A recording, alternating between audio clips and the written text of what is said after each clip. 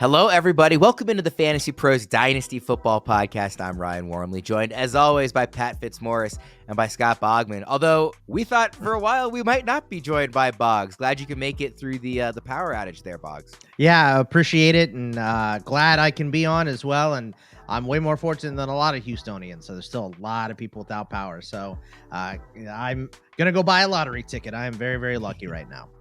Yes, we are definitely happy to have you. Although, well, we did kind of your episode last week of your favorite startup picks by round. This week, we're doing Fitz's favorite startup picks by round. Fitz, did you have quite a complicated, let's say, process like Boggs did a week ago? It was a little more streamlined. It's just going to be my favorite guy in each round, and maybe in some cases I'll mention a runner-up. But by the way, Worm, did you have, when you thought of Bogman riding out Hurricane Beryl in Houston, did you also conjure up the image of the GIF with the guy out in the storm holding up the American flag, the guy with jorts and no shirt? I couldn't help think of Bogman doing I did not, that. but I should have. That's enough of my neighbors. I am in Texas, Yeah. so a lot of my neighbors were doing Exactly. that. But no, I actually, honestly, the storm, it wasn't really scary. Like, I slept through the majority of it because it showed up, at my bedtime. So I slept through the majority of it, but the power went out and then it just did not come back for a couple days. So not so much fun. It's not what you want in July in Texas. No. So, like I said, very glad that you are, you're back with us, and hopefully for your neighbors and the rest of the folks down there, they all get power back And soon. they're as well. using the open Whataburgers as markers as to where there is power. By the way, Wow. They're looking at the Whataburger map, going, "Okay, there's power over here. Let's go over to that Whataburger." So I've never had Whataburger. oh man, yeah, I'm not that's actively Texas. avoiding it. I'm just never around it. So Yeah. Well, if you go out to Arizona, there's some in AZ. You'll get some. I'm definitely a big Five Guys guy. That's my regional burger chain of. Well, if you don't want to pay choice. $28 for a burger and fries, you can go to It is Whataburger. over. I don't It's actually like $10. Five Guys fries. I just love their burgers, but I can admit they are overpriced. That's Shake Shack, Worm. Come over to the dark Shake Shack's side. fine. Shake Shack. I'm not anti Shake Shack, but I just think Five Guys is a step up. All right, let's dive into the actual show here. There's our there's our burger rankings that we're starting with. Yeah, we can do not that for- Dynasty. for Those are another redrafts, episode. by the way. So. We'll do a social video of our official burger rankings at some point. We are talking about today, like I said, Fitz's favorite Dynasty startup picks for every round. As a quick reminder, all of our 2024 consensus rankings and tiers can be found at fantasypros.com/rankings. You can also navigate from there to our staff Dynasty rankings on the site as well. Like Fitz mentioned, he's got kind of a main guy for each round, and then some of them he might throw out kind of a backup, just another name that he's interested in that range as well. Last week with Bogman, it was kind of one quarterback rankings. This week, this is kind of based on a Superflex format. And we're based on ECR more so than ADP. There's obviously a lot of overlap here as well, but that's kind of the framework that we're coming at this with. Fitz, let's start off right at the top with round number one. Who is your favorite pick in startup drafts? It's Anthony Richardson, who has an ECR of 10th overall in startup drafts.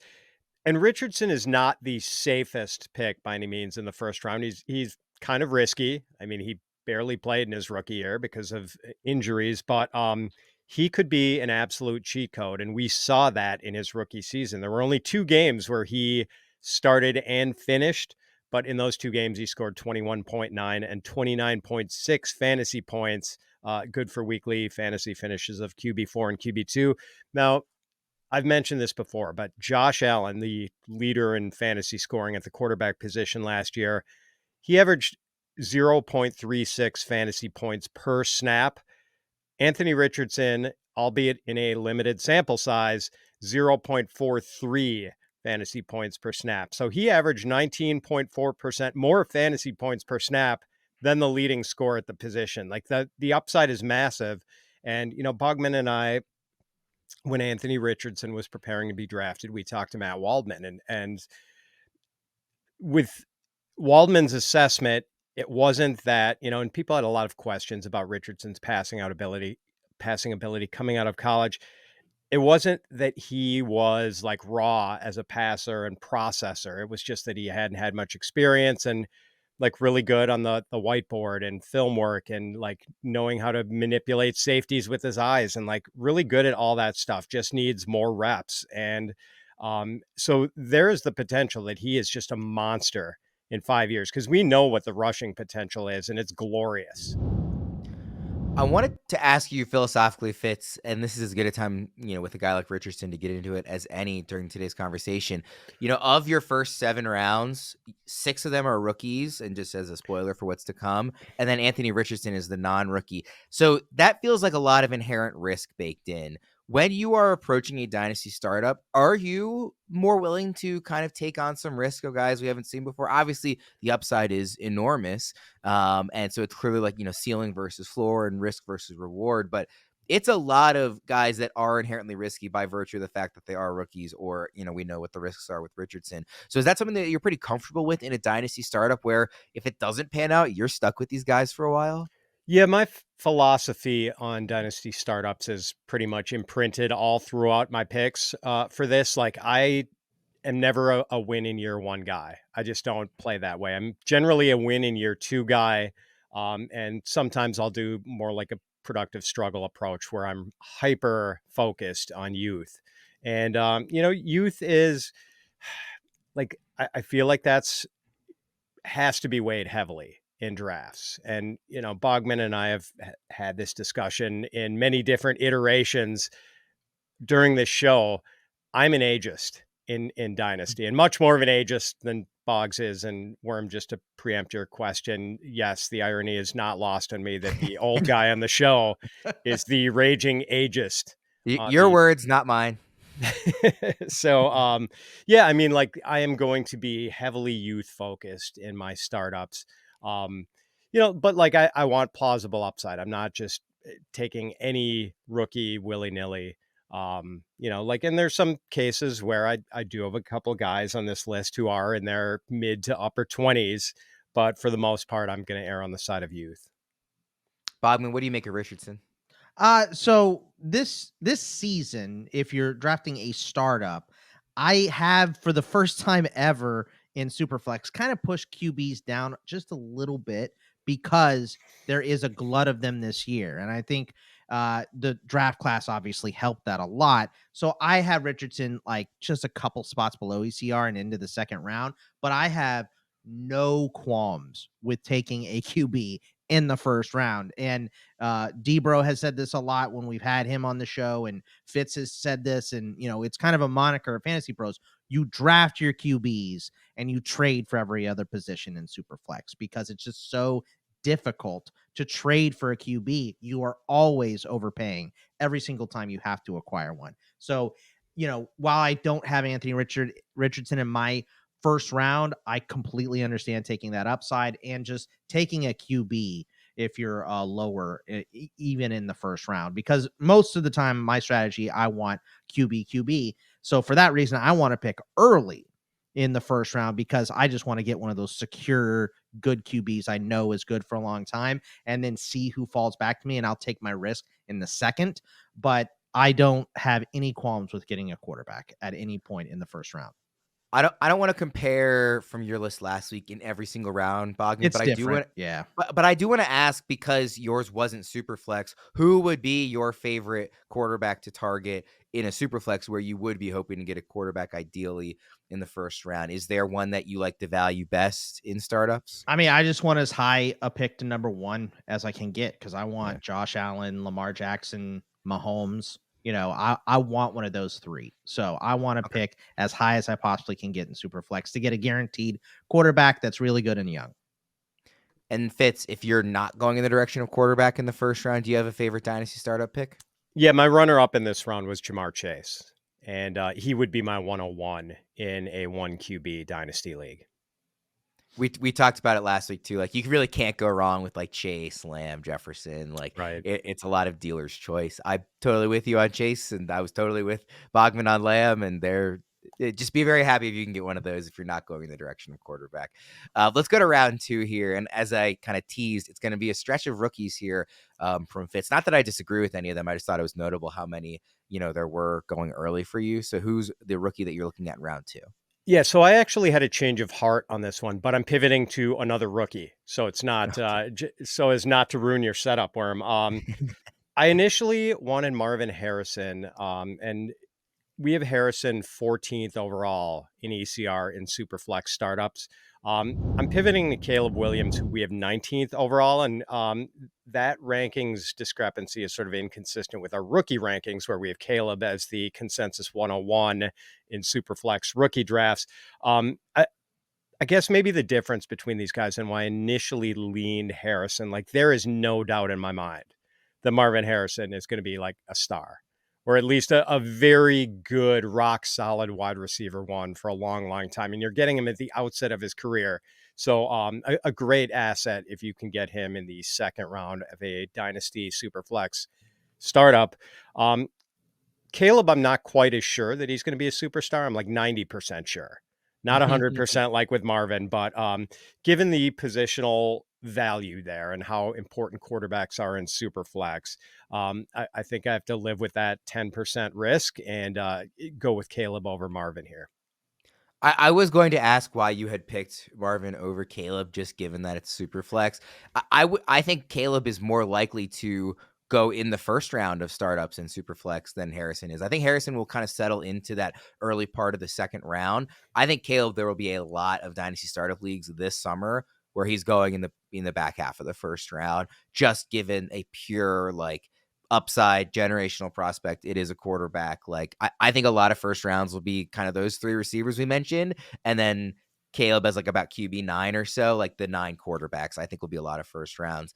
Bogman, how would you pick between Harrison versus Caleb in a startup? First of all, I'm all in on both. So I absolutely love both these picks, Fitzy. And I have Caleb Williams as my first pick in the second round. I have him at 13. I actually have him the spot ahead of Richardson. I'm all in. And they're setting him up for success. They're improving the whole line. They're adding wide receivers for him. I mean, just they're not going to make this Justin Fields. They're not going to give him, a talentless team around him and then hope that he does the best. They're going to give him as much as he can possibly have to give him no excuses. And I think he's going to be successful immediately. So I'm all in on Caleb and Marvin Harrison. I have like 3 or 4 spots below him still in the first half of the second round. So I love both these picks. What's so exciting about them too is that in this year's class, this was kind of the clear 1A, 1B, just in terms of like how much we like these guys as prospects coming into the NFL. They also were the 2 prospects that landed in probably the best, opportunities right away. Caleb has DJ Moore and Rome Odunze and Keenan Allen and Cole Kmet, and they've addressed the offensive line. Like they have, like you just laid out, Bogman, they have made the effort to not do what they did with Justin Fields. They are giving him the talent around him. And Marvin Harrison steps into a receiving room right away where he is the number 1 target, but they're still like Trey McBride. It's not like he's going to get 100% of the, it's like, not it going could to get not be a triple better covered. situation Yeah. for both of them. And they are also the 2 most talented, prospects coming into this class and maybe in the last couple of classes. So, I mean, it's really a perfect storm, and I couldn't agree more. I will be over the moon to get either of these guys, wherever I'm picking in the second round. And like I said, with Caleb, maybe even late in the first. I mean, I would be thrilled if I was picking like if 12th and I was like, let me just take Caleb and Marvin and start off my team like that. I mean, they're very, very exciting. So, certainly not breaking any new ground there. Let's go to round number 3. Who do you have here, Fitz? It's another rookie quarterback. It's Jayden Daniels, who is QB 13 and 30th overall in Dynasty Superflex ECR. Like he has difference-making rushing ability. The question is whether his body can withstand full NFL season's worth of punishment with his aggressive running style. Actually, it's also fair to wonder if he can withstand like 5 NFL seasons worth of it. Because if you're taking him in a startup, you're hoping to have him for quite a while, I would imagine. I've got him QB 10. I think he belongs in the second round of a startup draft, not the third. But man, like the upside here is just like the rushing upside is pretty close to Lamar Jackson. I think Lamar is the best running quarterback of all time, but I think Daniels could be just a slight level below that. Yeah, it's really interesting because part of the appeal of quarterbacks in Dynasty is that longevity. They have, 10 to 15 year shelf life if they're really good. And running backs certainly don't have that. And wide receivers often don't even have that. And yet you look at a guy like Daniels, like not only do you worry about how he will hold up in the long term, but also like he's older. Like he will get to that point of breaking down faster than, an Anthony Richardson, who was a really young prospect. So even setting aside like how big he is and how reckless he runs and all that. So he's a really interesting one in terms of dynasty because he's almost a type of guy who, even though he's a rookie, he feels almost like more of a win now type of pick than a long-term pick because you don't know how long he's going to, be at that elite running level. And maybe he lasts for a while. Lamar, to make that comparison, isn't as big as like a Cam Newton or an Anthony Richardson, but he's really good at not taking brutal hits. All of Lamar's injuries have been in the pocket. It's not been when he's in control running and in control of what kind of hit he's taking. Maybe Daniels will prove to be similar to that. It really wasn't what he was in college. It'll be really curious to see. Bogman, what about Daniels? Do you like him here in the third round, or would you agree with Fitz that maybe he should be a second rounder? I got him a couple spots or one spot higher in my QB rankings than Fitz does. I got him in 9 and I have him in 19 overall. So yeah, I think he's a second round pick. And, we just talked about how Caleb Williams ended up in a good situation. Well, how about Jayden Daniels going to where Cliff Kingsbury is, right? So I think that's a pretty good marker. And a guy that we had a lot of questions about coming into the NFL was Kyler Murray, who was under Cliff Kingsbury. Now, look, we've lost some time with a guy like Kyler Murray because he is undersized, right? But I think Jayden Daniels is in the perfect system. He's a good fit. He is a little bit older, as you said. He's a one-year wonder. There are questions that come with him besides even the size, right? But I think this is a good spot to be in. I think McCarthy has a good spot to be in too under O'Connell. So we have a lot of these quarterbacks landing in good spots, which is why I kind of push them down earlier to get some value at the other positions first, maybe. And Fitz, your backups, you have multiple in round 3, are all wide receivers. Yeah, I mean, I also like Laube, Waddle, and London. All really nice options in startups. I should mention those guys because that is a great group of wide receivers, and I'd be happy with any of those guys in the third round of a startup. And they're all options who you could see going up in value over the course of this season and a year from now being, more expensive to get in startup drafts. So I like all of those as well. Do you have a favorite, Bogman, quickly, of those? Laube. We talked about it last week. Laube's my guy for sure. I figured based on last week. All right, let's go to round 4. Fitz, who you got? It's another rookie. It's Rome Odunze, who is wide receiver 18 in our ECR, but I've got all 3 of the top wide receivers in this rookie class in my top 10. I've got Odunze checking in at wide receiver 10, just 22. He definitely doesn't have the unfettered path to high target volume that Marvin Harrison and Malik Neighbors have, but Odunze is like widely considered to be on the same talent level as Harrison and Neighbors. And there are even some people who had Odunze as their favorite rookie receiver in this class. So yes, it's in the short term, like the presence of DJ Moore and Keenan Allen might be a problem and put Odunze in a little bit of a rookie target squeeze, but long term, and also being paired long term with Caleb Williams for at least the next 5 years, like that's pretty appealing, knowing the sort of playmaker Caleb Williams is. And I know Bogman and I have no concerns about him clicking as a passer in the NFL. So yeah, really bright outlook for Rome, and getting him in the 4th, I think would be just fabulous in a startup. You mentioned that you tend to be the type of player who tries to win in year 2. I think Rome Odunze is an all-time win in year 2 type of a pick. I mean, it is. I can see a world where he's 3rd on the depth chart in terms of targets in year 1. That would make sense with DJ Moore and Keenan Allen, and it is a rookie quarterback, and they tend to not be so good at propping up multiple elite level wide receivers. Year 2, though, there's almost no way he's not in the top 2. It's him and DJ Moore. They complement each other great. It'll be year 2 for Caleb. Another chance to even bolster the offensive line further. I am over the moon about the landing spot for Odunze in year 2 and beyond. And by the way, an injury to Keenan Allen, and all of a sudden he's really helping you in year 1 as well. If you're getting such a discount on Odunze compared to Neighbors and Marvin Harrison, and I'm happy to take that, 10 times out of 10. Where do you have Rome, Bogman? I mean, this is a player that usually in my strategy I wouldn't want to take, right? Because I want to win year one if I can. I'm not pushing all my chips in at the very front of the draft for year one, but I do want to win year one if I possibly can. So this normally is a guy that I wouldn't like, but I have him as my first pick in the 3rd round. So if he fell to me in the 4th, I would be elated. And I mean, we talk about, maybe Keenan Allen gets hurt and Rome might be the best wide receiver on this team today.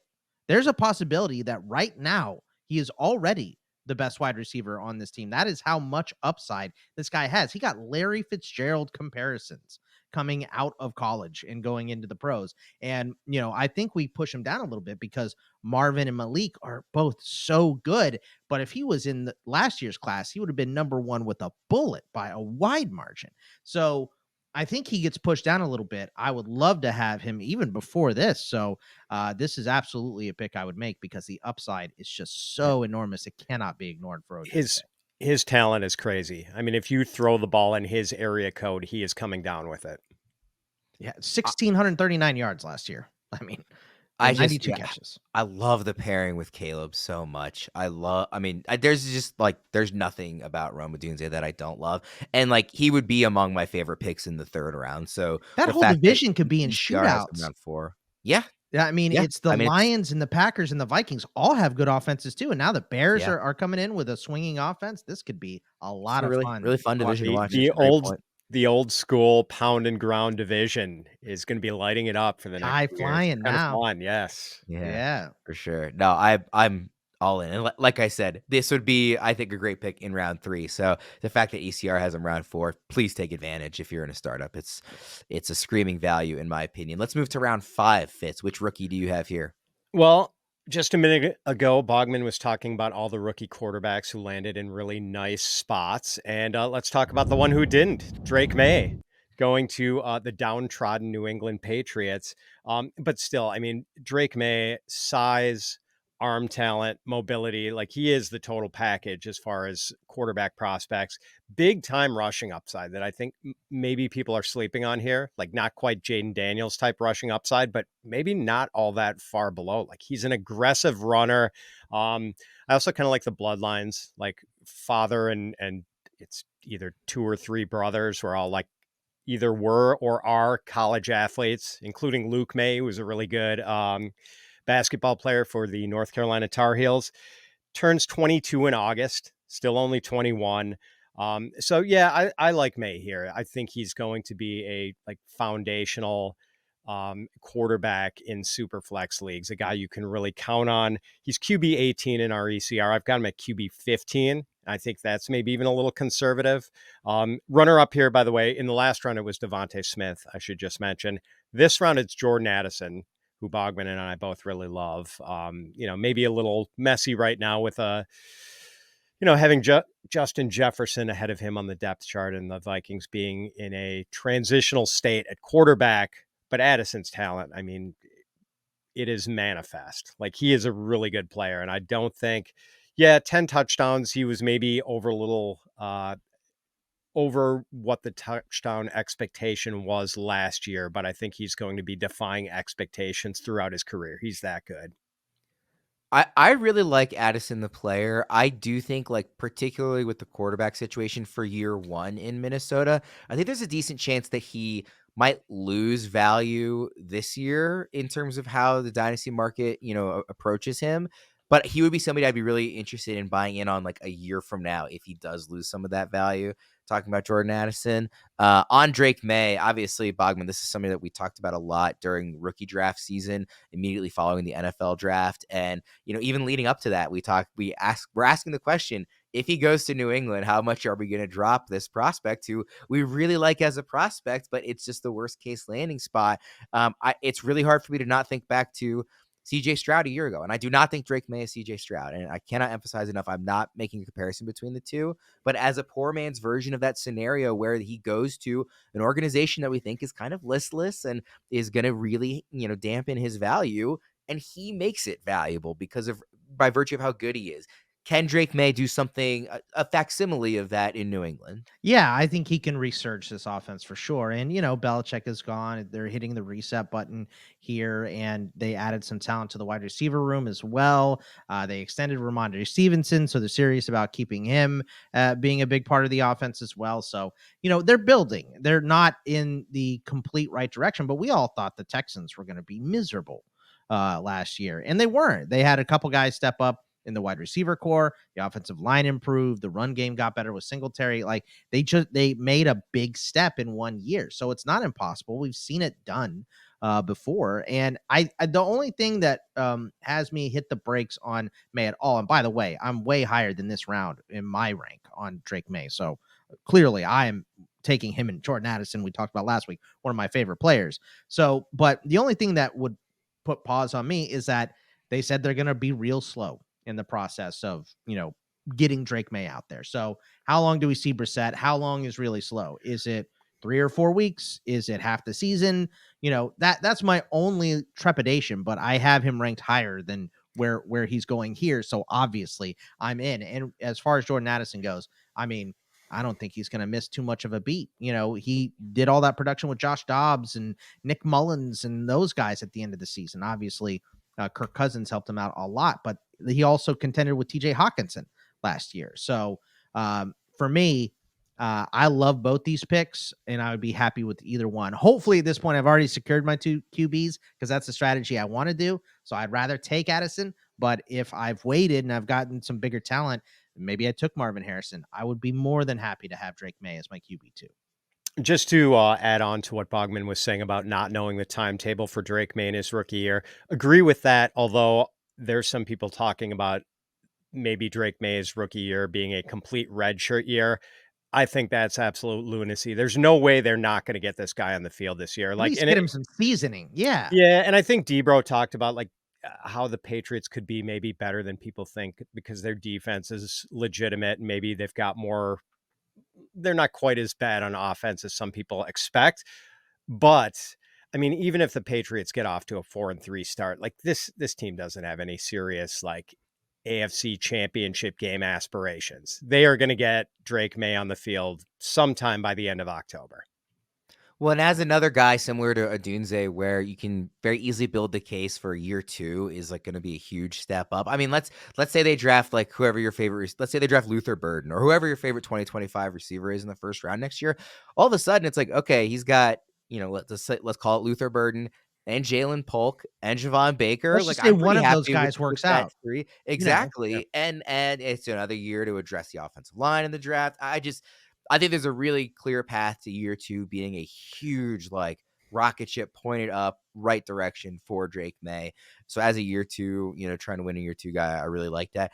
This is the first round, Fitz, that you didn't mention my favorite pick in the round. I really like Dalton Kincaid going in this area. I think that there's a very good chance he takes a big step up this year and is in that very clear elite tight end 1 discussion going forward. And in startup drafts, I'm not going to be playing in that middle ground of tight end. I'm either ignoring the position entirely or I'm trying to get one of these elite guys.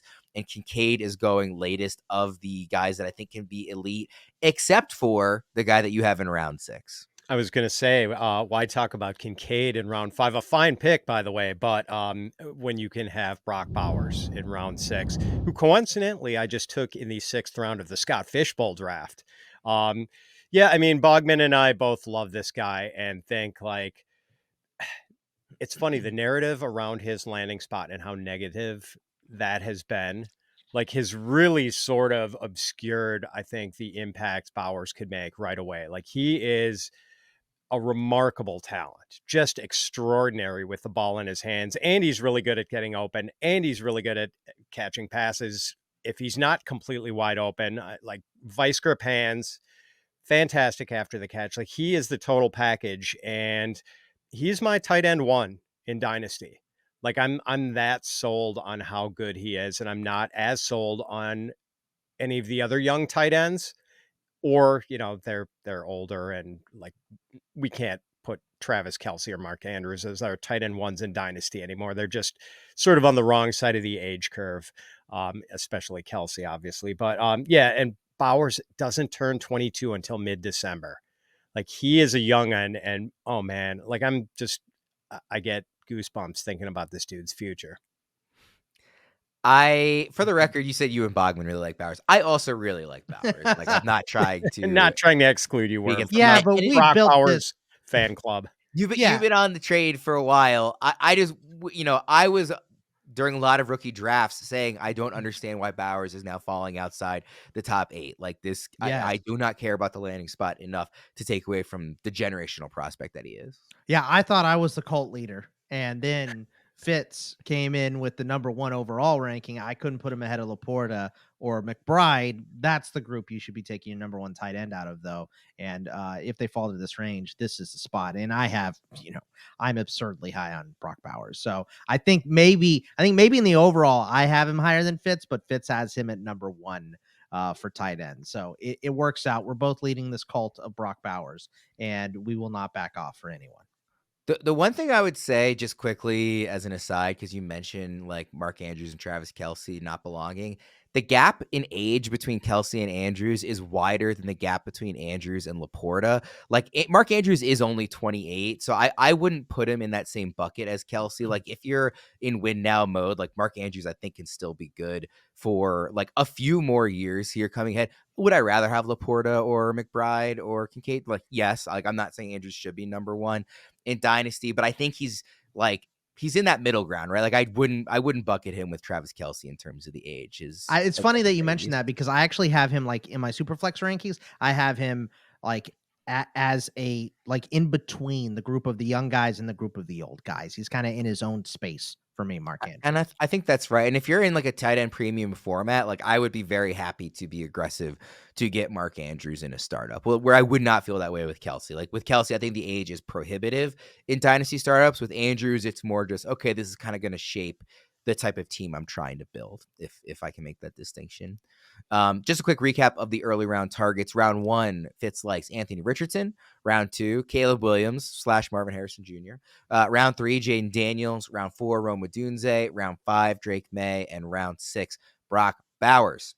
By now, most of you have probably heard of Reality Sports Online, the powerful fantasy sports platform where owners get to build and manage their fantasy team like an NFL general manager. But the question is, have you tried it?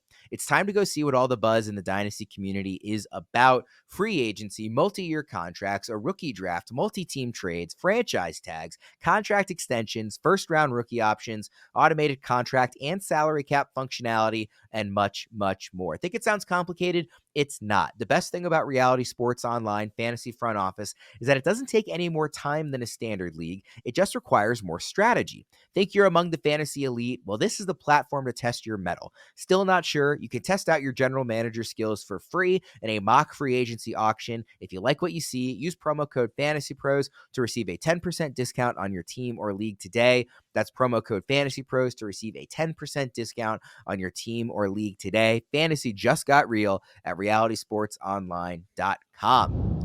All right, fellas, let's go to the mid-round targets. And you might think we're done with the rookies, but we are not. Who do you have in round 7 here, Fitz? Yeah, one last rookie before I take a little break, and it's Laube McConkey. And round 7 was kind of tricky. There are a lot of win now types who are going in the 7th round per ECR. Guys like Mike Evans, Devontae Adams, Travis Kelce. There's a really risky quarterback in round 7 with the Deshaun Watson. McConkey and Brian Thomas, if you're angling for youth, are the guys that stand out in this round. And I like McConkey just a little bit more. Route running is his superpower, and he just consistently gets open. And that's why I think he's a bit safer than Brian Thomas. Maybe Brian Thomas is a little more upside with his size speed combination, but like Ladd seems like he has a remarkably safe floor for a rookie. Like I feel like he's sort of a can't fail guy. How do you parse between those two, Bogman?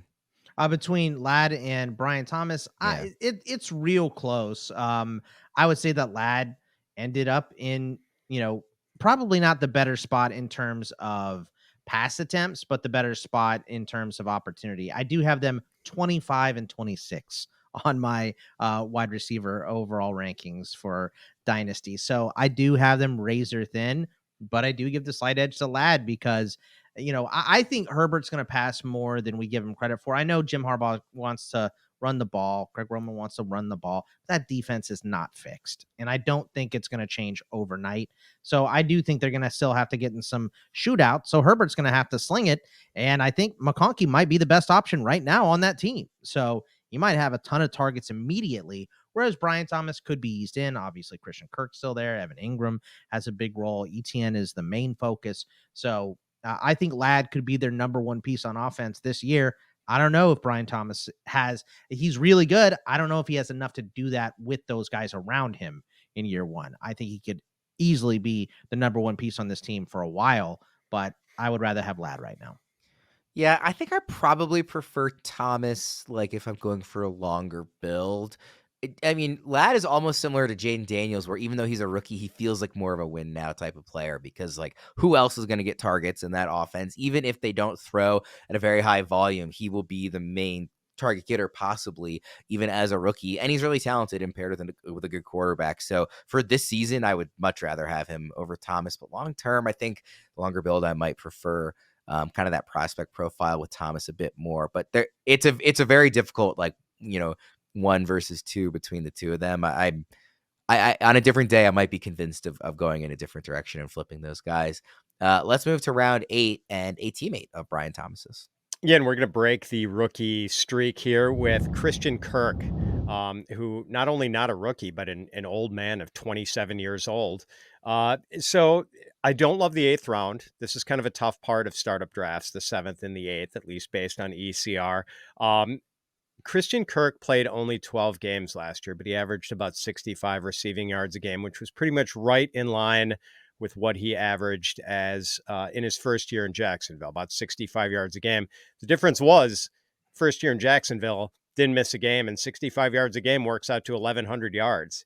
So now he doesn't have Calvin Ridley. He's back to being pretty much the undisputed number 1 receiver for Trevor Lawrence, unless you want to, count Evan Ingram and his high volume of short area targets. I think Lawrence's best seasons are still ahead of him. And I think a lot of people agree with me on that. And if that's the case, Lawrence is going to have 2 more years of Christian Kirk. So if there's still untapped upside for Lawrence, maybe we haven't seen Christian Kirk's best season yet. And like at 27, another guy with 3, 4, 5 years of premium production left in the tank. He's the oldest person you have on this list, right? I think he is. Just on a quick, so. I didn't actually write down their ages, but just on a quick glance, I believe he is. Yeah, I'm taking a look now. It appears he is. Yes. Yeah, I think he's got to be. Bobby, what do you make of Kirk?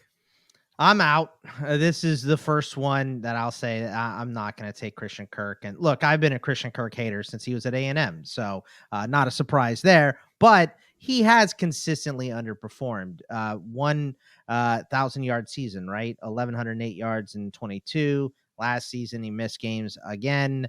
Brian Thomas was brought in. I just think he's being pushed down a little bit. Evan Ingram's still there. Like I said, there's so many weapons in Jacksonville. That's why I like Ladd a little bit more than I like Brian Thomas. And that's why I'm probably out on Christian Kirk where he's at ECR. I don't kill him, but I am lower than ECR. So that's the first one that Fitz has picked. And look, admittedly, this is the round that he said he didn't like to pick from, but I'd rather have Godwin. I think McLaurin is ranked a decent bit higher. I have him in that same range. So if he fell, I'd rather have McLaurin. There's a couple other old guys I'd rather have over Christian Kirk, but I understand. And I know our boy Debro is all in on Christian Kirk this year. I can't do it. So I'm out on Kirk. My runner-up in that round, Javonte Williams, who's 24. Maybe there's a chance he returns to form now that he's going to be like almost 2 full years removed from the torn ACL. Because like early in his career, he did give us like Nick Chubb flashes of like being a really good power back. And, I'm hoping he can get back to that, although who knows if he is going to have anything close to a lead role in a very crowded backfield in Denver. Even earlier today, there was a news report that came out that he needs to earn the starting role in that backfield, and it is. I mean, we've talked a lot about those guys this offseason, and we're going to talk about another one of them later. But yeah, I really struggle with what to do with Javonte. I'd rather have Javonte at that point. I'll just say, because there are so many wide receivers at this point. I do think there's a cliff where they fall off, but I think right now at this point, I'd rather just take a shot on a running back because like I didn't have too many wide receivers last week. Fitz has almost not a lot of running backs, especially now. I think that might be is that the first running back we've talked about? It might be. Yes, this Yes. is consistent. Yes. I do have a few later on, but yeah. I think that is your bigger prejudice than your ageism. They're coming though, Boggs. I like to take Yeah. my shots on RBs late. It's actually a good point. It's actually a good point. If we could look backwards for a second, at what round in those early rounds would you consider taking a running back? Like, are you considering Bijan in the second round? Are you considering Breece Hall like second or third, or is it just like so far down it's not even on your radar? I mean, Bijan goes around the turn. Like there was a startup where I took Jonathan Taylor in the second round a few years ago. But generally, I do like to hit quarterback and wide receiver first early on, and then fill in, and that's sort of the way it worked out with my favorite picks. I think there's still like 5 or 6 running backs coming, but they're mostly in the back half of my ideal startup draft. Yeah, I tend to be like in a redraft league, pretty hero RB is my strategy of choice. In Dynasty, like I'm comfortable if I can do that, but if I'm not, it doesn't bother me if I end up not getting one early. I will never ever consider a running back in the first round of a startup. I just like it doesn't matter who it is or I will not consider one. That second, third, like if I feel like a stud is falling to me, I might get tempted, but it's an interesting thought just given how much they've been devalued in the format and across the NFL, of course, too. All right, let's go to round number 9. Who do you have here? Christian Watson, easy choice for me. I'm way out ahead of ECR on him. His Dynasty ECR is wide receiver 42. I've got him at wide receiver 29. Still only 25 years old, 6'4", sub 4.4 speed, has scored 12 touchdowns in 23 career games. And we know that this guy can score touchdowns in bunches because he's done it in each of the last 2 seasons, his first 2 seasons. I think it was 8 touchdowns in a 4-game span as a rookie and 4 in a 3-game span last year. Basically, he just needs to stay healthy. And now that they've diagnosed this weird imbalance of strength in his legs, maybe that helps mitigate some of the hamstring issues he's had. So I think still has a very bright future. I know some people worry about all the pass catching talent the Packers have, but I do think Watson is probably the most talented of the group. Where are you at on Watson, Bogman? I mean, I'm 9 spots lower in my position ranks for Watson, and I still have him in this range. So, I mean, I'm lower than on Watson in ECR, and I think, positionally as well. And I still have him in this range. So if he's here, I think he's an absolute buy. So, I may not be personally as high on Watson as Fitz is, but if he's in this range, I am scooping for sure. It looks like another running back as one of your runners up here, Fitz. Yeah, Brian Robinson. At first, I kind of thought Brian Robinson was just a guy. Now I think he might be a little bit better than that. Just hard-nosed, durable, tough, obviously overcame a gunshot wound to play right away, last year. So, yeah, I like him a lot, and I think the arrival of Jayden Daniels is going to bode really well for him and spike his rushing efficiency. Next up in round 10 is one of your favorite players to talk about. Yeah, Keon Coleman, and we talked about him at length last week since he's also a Bogman favorite. Special contested catch skills. And I know he is not considered to be an exceptional separator. Maybe he's got room for improvement in that area, but big potential alpha receiver for the Bills, a team that has the vacancy sign out for an alpha receiver. So yeah, I mean, I've got him at wide receiver 32 in Dynasty. His ECR is wide receiver 44. I think there's value with him in the 10th round. Runner up, another running back, Blake Corum, who has, I still think Blake Corum is the best pure runner of any rookie running back in this class. Bogman, we already know how you feel about Keon Coleman, but how do you feel about Blake Corum as a round 10 pick in a startup? Yeah, I like that. And, I obviously Kyron is there. and he's going to be the guy. I do have Brian Robinson just at like the very bottom of my options here. I have him as, or Blake Corum, excuse me. I have him as pick 120. So he would be my last pick in that round, but he still makes it. So I think that is a decent pick. I like him better if you already have Kyron. I'll say that. You get yourself a little bit of a handcuff as well. But yeah, I think Blake Corum could have a big role. So I like him also. Fitz, let's go to round 11. This one might be a little controversial. It's Justin Fields, a guy without a starting job for 2024. He's QB 28 in ECR. I've got him QB 21. So many people victory lapped the Justin Fields trade when the Steelers had to give up very little to acquire Justin Fields. Sort of everyone all of a sudden claiming that they knew he stunk. And there's no way this is the end for Fields. I mean, he will get another chance. The toolkit is too good for Justin Fields not to get another crack as a starter. And we know when he's a starter because he's such a good runner, like there is major upside too. And I think he's a better passer than he's getting credit for.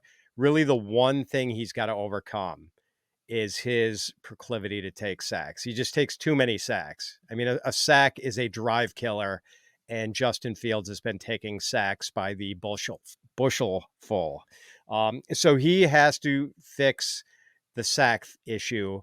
But other than that, like I still think he has a future as a starting NFL quarterback. And if he is a starting NFL quarterback, he is going to be in QB1 range, most likely because of that running ability. Yeah, I really like the upside play here. I mean, looking at this range, it's not a lot of very inspiring other options. Like I'm not that interested in Cortland Sutton is ranked one spot lower than him. Like DeAndre Hopkins is older. Nick Chubb coming off the gruesome injury. Devin Singletary, just a guy. Like James Conner getting older at running back. Maybe like an AD Mitchell I'd be interested in. I know your runner-up is Pat Freiermuth, who if you waited on tight end, I think is intriguing as well. Maybe a bounce back from Jahan Dotson. But like those are the names we're talking about in this round in ECR. And I'm happy to just take the upside swing, especially in Superflex on a guy like Fields.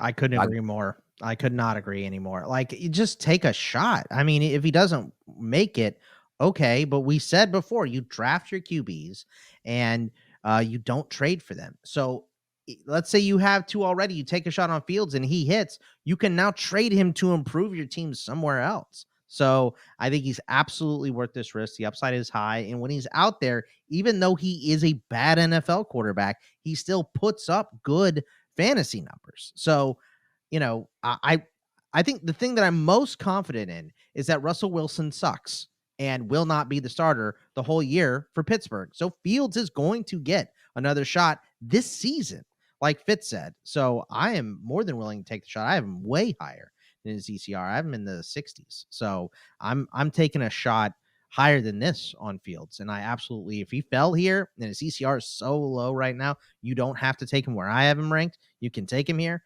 Absolutely take the shot. I love this pick, Fitzy. Fitz, let's go to another one of your personal favorites here in round 12. Oh yeah, it's Chase Brown, and we've talked about him ad nauseum on this show. So, I think people will get a little nauseous if they hear me talk about him much more. But age 24, he's my RB31 in Dynasty, whereas his ECR is RB38. I am intrigued by the potential, and even if Chase Brown never becomes a lead back, this is a reasonable price to pay in a startup for a timeshare running back with pass catching upside. So a lot of talent, showed in college that he could handle a heavy load if the Bengals choose to give him that at some point. So yeah, he's my favorite in this round, but not far behind him, Marshawn Lloyd, who's a pretty intriguing option in round 12, a Derek Brown favorite, and also Daniel Jeremiah's favorite rookie running back in this class. He was, I think, was mine as well. I really liked Lloyd throughout the process. I think the case for Brown is certainly compelling. Bogman, who do you prefer between those two? It's Chase for me. I think I mentioned him last week too, but yeah, it's for me. It's just the fact that I think Zach Moss is a good running back, but availability is the best ability, and he's not out there constantly. And he's probably going to have another injury, and Chase Brown is. I think Chase Brown wins this job by his skill, but there's also a possibility he just wins it by default because Zach Moss is not out there.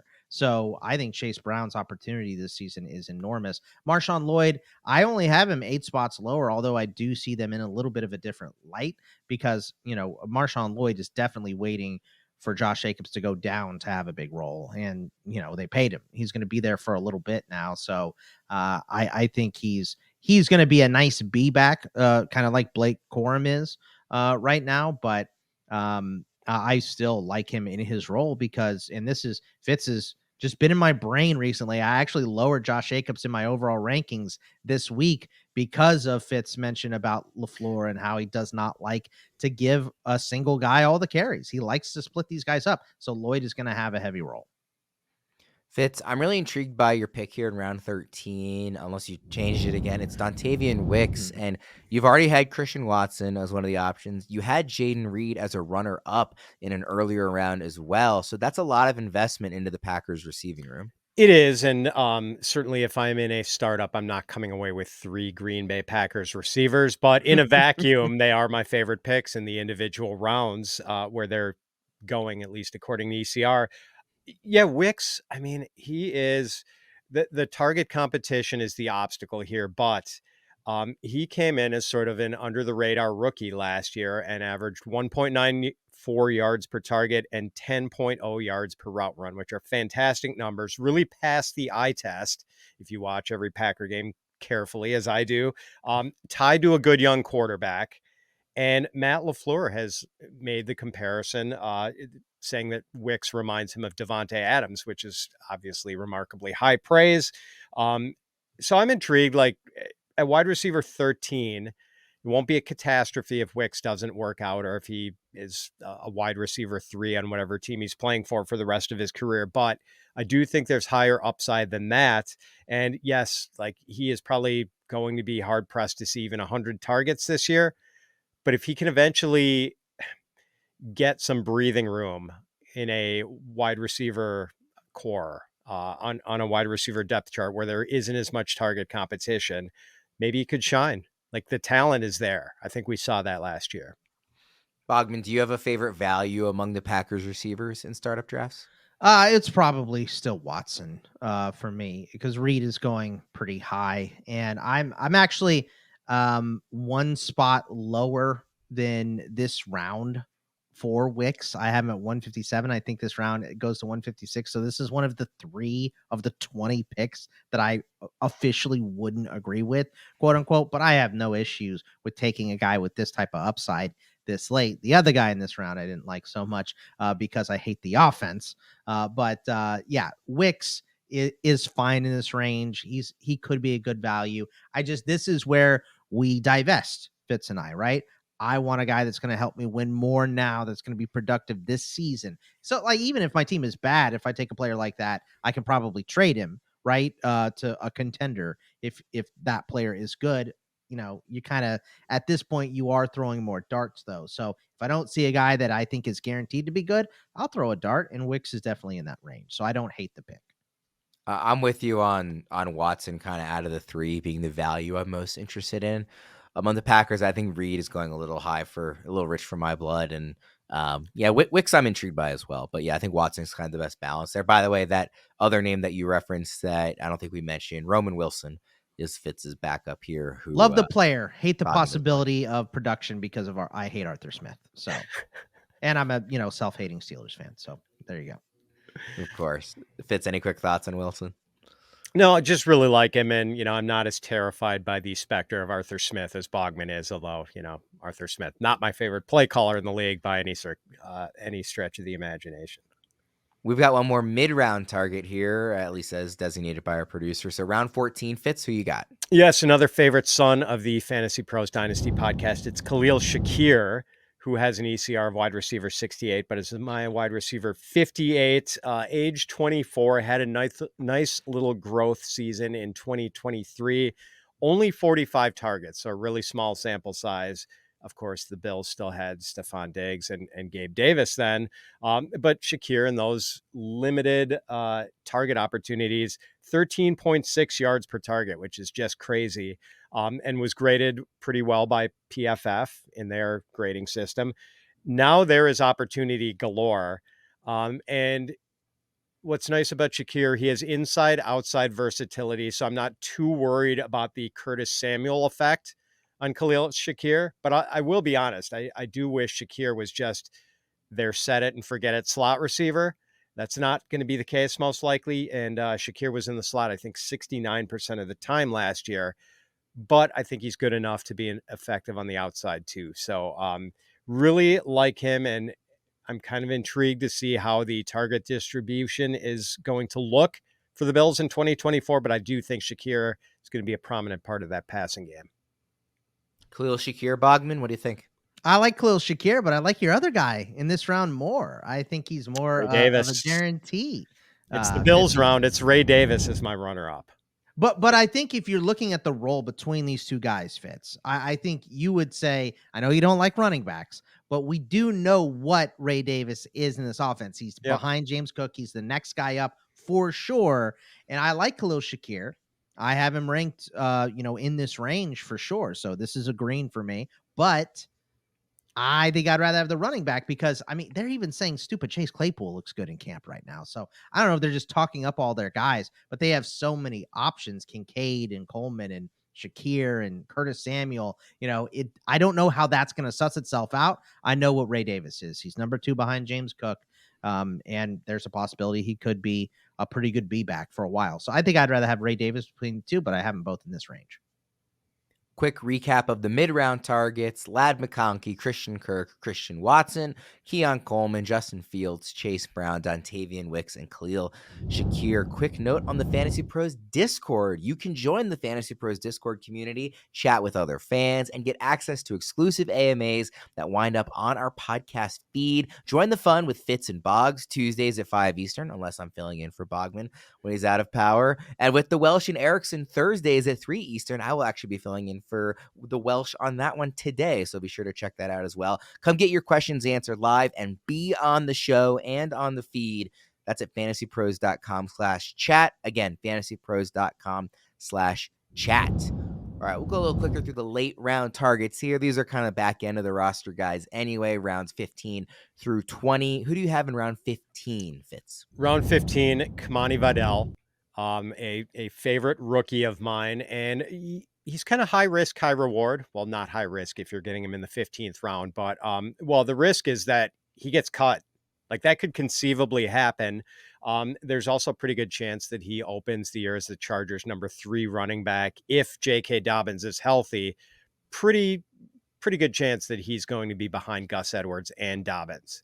But that's not a tough ascension up the depth chart in this case. Like Gus has always been kind of one-dimensional and hasn't ever really taken on a workhorse role. And Dobbins is such a question mark after a major knee injury and an Achilles tear. So I like Vidal. I think he has a shot to climb the depth chart quickly in what should be a run-heavy offense. Runner up here, Daniel Jones, by the way, who I think people are just dismissing too quickly. I know he was kind of a train wreck last year before his injury early in the season, but at the same time, like that offense was just a dumpster fire. Like they couldn't block. He didn't have much in the way of pass catchers. And let's not forget he was actually pretty good in 2022. So I think he's a really good value in startup drafts this late if you're looking to bolster the quarterback position, get a third guy, or maybe even if you really punt the position, a QB2. Yeah, I think it makes a lot of sense as a late round target in Superflex for sure. Daniel Jones. Where are you at on Daniel Jones, Bogman, this season? He should not be this low. I mean, like we said, we have his best target he's ever played with now in Malik Neighbors. Maybe Jalen Hyatt gets better after another year. Like, I understand there's a lot of risk with him. Obviously, he hasn't been great. He's coming off an injury. That rushing upside maybe, turned down a little bit because of that knee injury. I get it. But if you're in a super flex and he's available down here, unless you waited so long to take running backs, I'm taking this quarterback again, just like Justin Fields, unless I'm already stacked at that position. So I love both these picks. I think Daniel Jones better value, but I also love Vidal. Yeah, I was going to loop you in on Vidal with the next guy, Bogman, because I believe Fitz's round 15 pick and round 16 pick were both the same names you had in round 15 and round 16 last week. So you're clearly in lockstep with these two. Who is your round 16 pick, Fitz? 23-year-old Jaleel McLaughlin, who just looked good last year. 5.4 yards per carry on 76 carries. Granted, not a big sample size, but I think we could agree that he had juice when you watched him. McLaughlin just looked good last year. Oh, and by the way, he had 31 catches too, very quietly. So Sean Payton and Broncos offensive coordinator Joe Lombardi have both praised McLaughlin's work ethic. Apparently, he's the kind of guy who's like one of the first in the facility every day. So like I think the needle's kind of pointing up on him. It is a messy backfield, but I do think McLaughlin's going to play some sort of role in it. So, like I said, Bogman, these All were in. your 2 picks from a week ago. So Yeah. you couldn't agree more, I assume. Yeah, all in. I mean, he was just good from the jump last season. He's a guy that got a lot of buzz in the preseason and in camp and stuff, and just stuck with it. You know, there's a lot of those guys that get the buzz and don't follow through. He followed all the way through. He was better. He was their best running back down the stretch. So there's definitely a possibility. His role is way bigger, and I think he's going to start shooting up draft boards too. So he probably won't be here very much longer. Let's go to round 17, and this is one of the ones I know, Bogman has mentioned there's a couple that he disagrees with Fitz on. This is one where I'm not really on the same page with Fitz either. Yeah, this one was between Dameon Pierce and Jalen Hyatt, and I took Pierce. I didn't love my options in the 17th round, but Pierce did have 939 rushing yards in 13 games as a rookie and had 30 catches that year. I know he's sort of seemed to fall out of favor with the Texans in 2023. They brought in Joe Mixon, and now it seems like Pierce is blocked. But I do think there's plausible upside for a guy who looked pretty good as a rookie, but maybe just burnt out a little bit in his rookie season because he wasn't used to the heavy workload he was getting. Famously a platoon back, famously and inexplicably at the University of Florida, where he just had this much smaller role than it seemed like he warranted. So I don't know. I still think Pierce has upside. He was kind of a tough selection around 17, admittedly, not a lot of great choices. I get that it's round 17, and like you said, there's only so many options, but I just don't like a day 3 running back who's trending in the wrong direction, whose team has already shown they're willing to go invest in the position elsewhere. Like, it just feels tough both for the short term and the long term. He was under 3 yards per attempt last season. He had 2 touchdowns. He had under 20 targets in the passing game. And he played 14 games. He was bad, and they didn't use him very well. And they went out and added Joe Mixon. I just have pretty much zero interest in Pierce. I really liked what I saw as a rookie. Like, truthfully, I really enjoyed that season and was pretty intrigued by him. Bogman, what do you make of Pierce? The coaching staff has talked him up a lot, so I don't hate this pick. I actually am in range where I have him ranked, for this round, maybe even a little sooner. But yeah, I understand what you're saying. Maybe it could be a throwaway, but I think for Fitz's strategy where he's waiting on running backs, I think there's worse picks you can make. So I do think this is a fine pick in this range for Dameon Pierce. We're throwing darts at the end. I'd probably rather throw a dart on the guy you have in the next round here, Fitz. I was debating between 2 rookie running backs, Tyrone Tracy and Braylon Allen. And even though I am a shameless Wisconsin homer, I had to go with the Big Ten rival from Purdue, Tyrone Tracy, simply because the vast majority of dynasty leagues are full point PPR. Braylon Allen is not going to catch many passes in the NFL. He's just not that kind of guy. He is an early down thumper. Tyrone Tracy has tremendous pass catching upside as a converted wide receiver. And he's really athletic. Like, he's kind of a project because he is a converted wide receiver, but there's a lot of potential here. And he went to a team that doesn't have that difficult a depth chart for him to climb, with the Giants, who have, perennial stopgap Devin Singletary ahead of him, and Eric Gray, who hasn't done anything yet. So Tracy's going to make the team, and there's a chance he plays a significant role right away, maybe as the Giants' pure passing down back.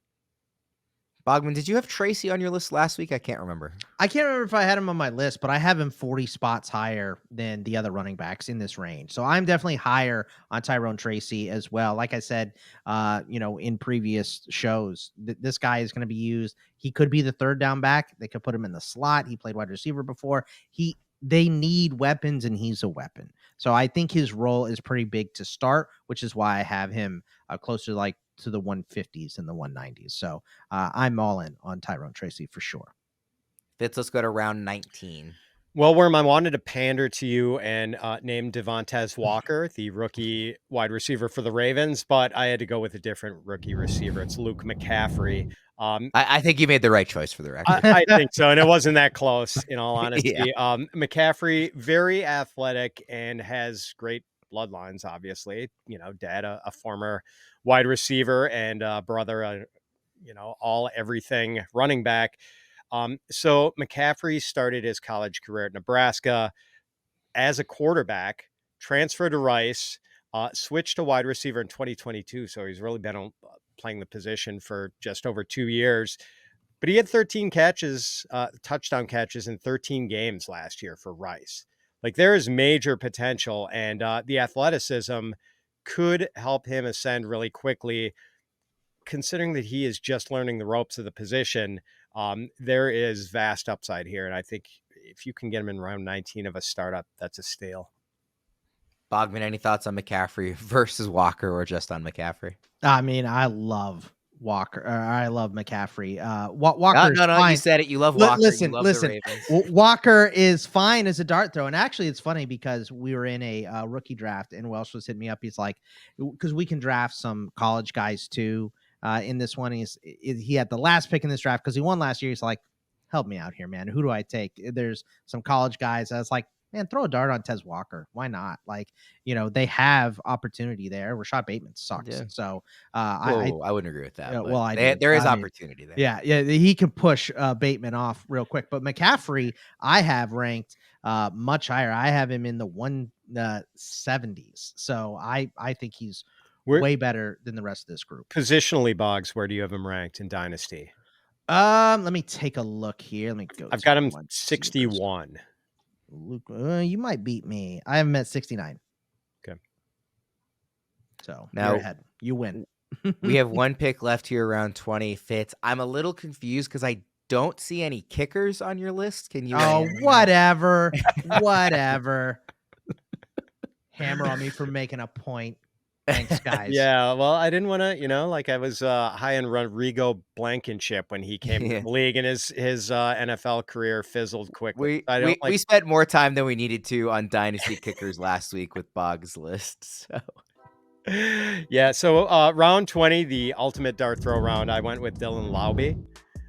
He runner-up Cedric Tillman, by the way, who I do think has some upside, although it's still a pretty crowded wide receiver room in Cleveland. But Laube, 97th percentile agility score, according to playerprofiler.com, and a very good pass catcher, albeit a small school guy from New Hampshire.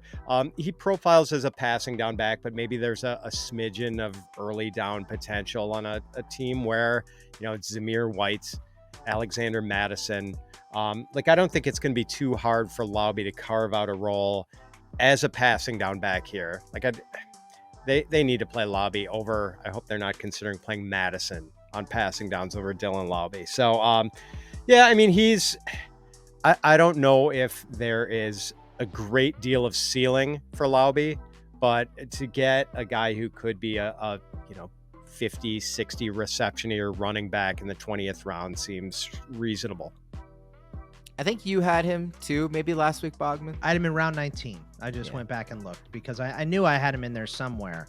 So yeah, I'm 100% on board here. And this is Austin Eckler got a rise out of, this type of pick way late when he came in the NFL. No one was talking about him. I believe my boy Jake Seeley was the only one that was really high on Austin Eckler coming out. So Dylan Laube absolutely has that type of role. We like Zamir White. We think he's going to be the main guy there, but doesn't have a lot of passing down chops. So Laube could have a role immediately. I want to ask you, Fitz, the same thing I asked Bogman last week, which is in the process of sitting down and going through all of these, did you find that you kind of came away feeling like maybe you learned something about your strategy, or just like kind of reinforcing something you already felt going into your startup approach? It was reinforcement. It pretty much validated. In fact, I was just thinking about that, looking at the list before we did the show, where, this is kind of how I draft in Dynasty startups. Heavy emphasis on youth and sort of punt the running back position until mostly the second half of a startup draft. All right, we'll get out of there on that. Thank you, everybody, for tuning in to both the last couple of weeks, getting Boggs' favorite picks a week ago. If you missed that, go check it out on the YouTube feed, or your audio feeds, wherever you listen to the show. And, of course, Fitz is this week. We will be back again next week for Fitz and Bogman. Thanks, everybody, again for tuning in. I'm Ryan Wormeli. We'll see you again next time.